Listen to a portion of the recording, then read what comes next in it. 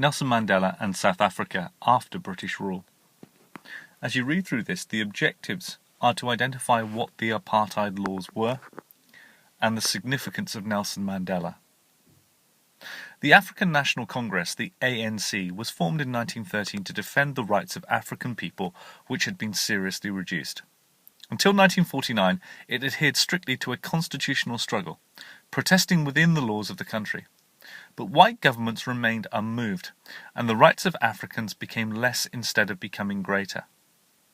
Even after 1949, the ANC remained determined to avoid violence. At this time, however, the decision was taken to protest against apartheid by peaceful but unlawful demonstrations. More than 8,500 people went to jail. Yet there was not a single instance of violence. In 1960, there was the shooting at Sharpeville, which resulted in the declaration of the ANC as an unlawful organisation. 50 years of non-violence had brought the African people nothing but more and more repressive laws, and fewer rights. I came to the conclusion that as violence in this country was inevitable, it would be unrealistic to continue preaching peace and non-violence. The decision was made to embark on violent forms of political struggle. We felt that planned destruction of power plants and interference with rail and telephone communication would scare away investors from the country, thus forcing the voters of the country to reconsider their position. South Africa is the richest country in Africa, and can be one of the richest countries in the world, but it is a land of remarkable contrasts. The whites enjoy what might be the highest standard of living in the world, whilst Africans live in poverty and misery. Poverty goes hand in hand with malnutrition and disease. The government has always sought to hamper Africans in their search for education. There is compulsory education for all white children at virtually no cost to their parents, be they rich or poor. African children, however, generally have to pay more for their schooling than whites. Approximately 40% of African children in the age group 7 to 14 do not attend school.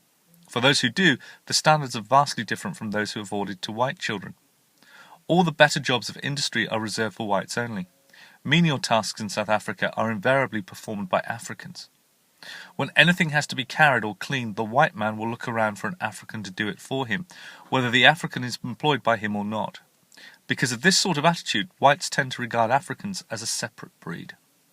They do not look upon them as people with families of their own. They do not realize that they have emotions.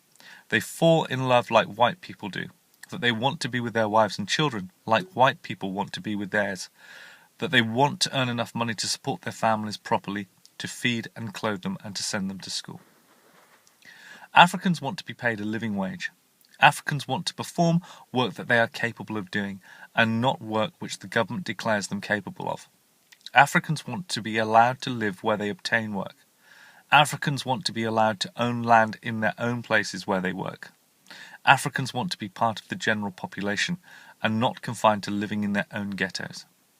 Africans want to be allowed out after 11 o'clock at night and not to be confined to their rooms like little children. Africans want to be allowed to travel in their own country and to seek work where they want to and not where the Labour Bureau tells them to. Above all, we want political rights. It is a struggle of the African people, inspired by their own suffering and their own experience. It is a struggle for the right to live. During my lifetime, I have dedicated myself to this struggle of the African people. I have fought against white domination, and I have fought against black domination. I have cherished the ideal of a democratic and free society in which all persons live together in harmony and with equal opportunities. It is an ideal to which I hope to live for and to achieve, but if needs be, it is an ideal for which I am prepared to die.